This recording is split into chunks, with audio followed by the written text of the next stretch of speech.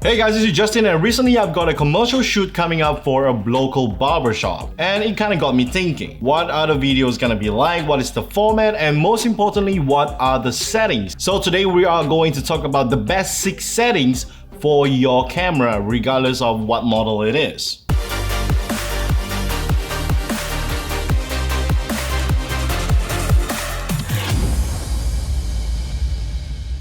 The most important setting of all is the frame rate because it will be the foundation of your video. You have the option to choose from 24, 25, 30, 60, 120, or even 240 if your camera is capable. For cinematic shots, you need to choose 24 frames per second because that is the usual format that everybody is using, and that is what they are playing in the cinemas as well. Well, 24 frames per second has a long history on why is it 24 and not 16, not 18 and other figures.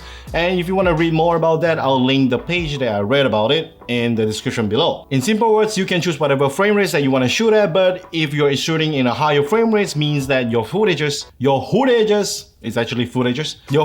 will be more realistic. For example, cinemas use 24, but Korean dramas, they use 60 frames per second to get that really dreamy kind of like idly look for their films. My format is pretty straightforward. All my interviews and shots of myself like this is shot on 24 frames per second, and all my B-rolls that I overlay on top of my videos will be shot at 60 frames per second. And the reason for that is because I can slow down my 60 frames per second to 24 by reducing it to 40% to get that really nice slow-mo effect. So after you choose your frame rate, it's time to choose your shutter speed. So I was editing my video and then I realized that I left out on the resolution part. So for resolution, it's really simple. We got 8K, we got 4K, we got 2K, we got Full HD, we got HD, and 480 and 360 and so on. But nowadays we only use 1080p and above. Anything below 720p will be like, it's not that good. If you have a more expensive, a more capable camera, then you might be able to shoot 4K and above, 2K and above. For example, for myself, I'm only having the Canon 80D, so the maximum resolution that I can shoot at is actually at 1080p. To me, that is more than enough because I always take care of my shots, and it's only for YouTube anyway, so it's fine. But if it is for a really important shoot, why not shoot in 4K instead? Because with 4K, basically you have a larger canvas that you can work with, which means you can zoom in and scale up your videos, you can crop your videos and so on.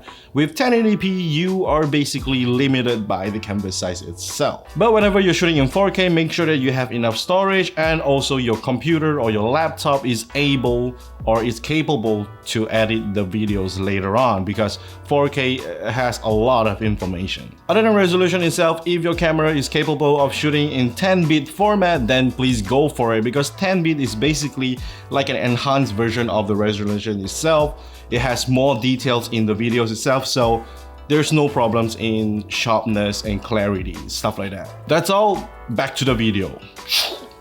For shutter speed, it's that simple. Just double whatever your frame rate is. For example, I'm shooting on 24, so my frame rate would be 48, but the camera doesn't offer that kind of settings, so 1/50 will do just fine. If you're shooting in 60, then it's 120. If it doesn't have 120, then 125 will be just fine as well. So whatever it is, just double it up. The camera is yours, so experiment the hell out of it, and you will know what kind of effect that you really want in the end. But do not experiment when you're doing an actual shoot, because usually you only get one chance, and just don't screw it up. Being that frame rates and shutter speeds are both constant settings, then you're only left with a couple of settings to play with.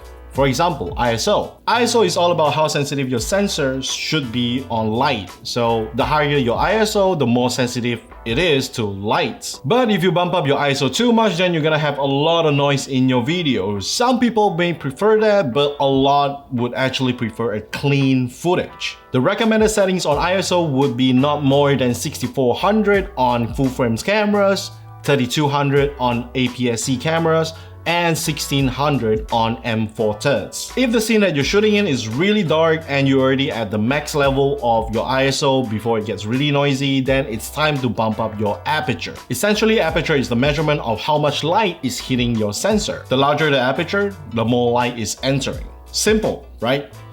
To be honest, not really, because we are very much limited by what kind of lens that we are having, and also lenses are really expensive, so it's really down to the budget. Large aperture lenses are awesome, but they usually cost a lot, and most of the time it's even more expensive than your camera itself. For example, f1.8 really works when you're doing a close-up shot and to get that really nice shallow depth of field, but it will not work if you're doing a wide-angle shot of like a master shot of your video. For that, you need somewhere around f4 to f5.6 to get everything in focus in your frame, so choose your aperture wisely accordingly to whatever that you're shooting. So you've got your basics of the basics done, so what's left to do? White balance.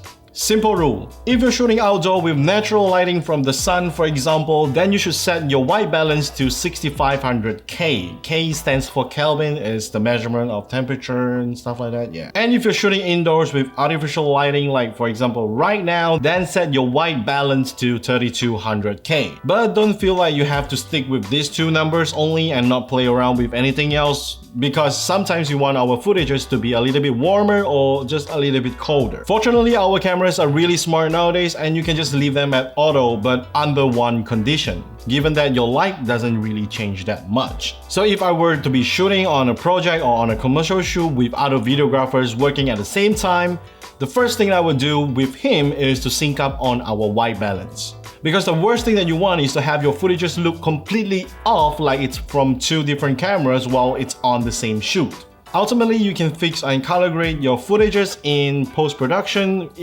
but if you're not shooting in C-Log or S-Log or any kind of log files, then basically it's bye-bye, because all of the temperature, the white balance will be baked into your compressed video files, like MP4s or MOVs. So wait, before you go out and shoot right now, I want to talk to you about picture profiles, because that is as important as well. You may have sepia, black and white, blah blah blah, any kind of like monochrome and stuff like that on your camera.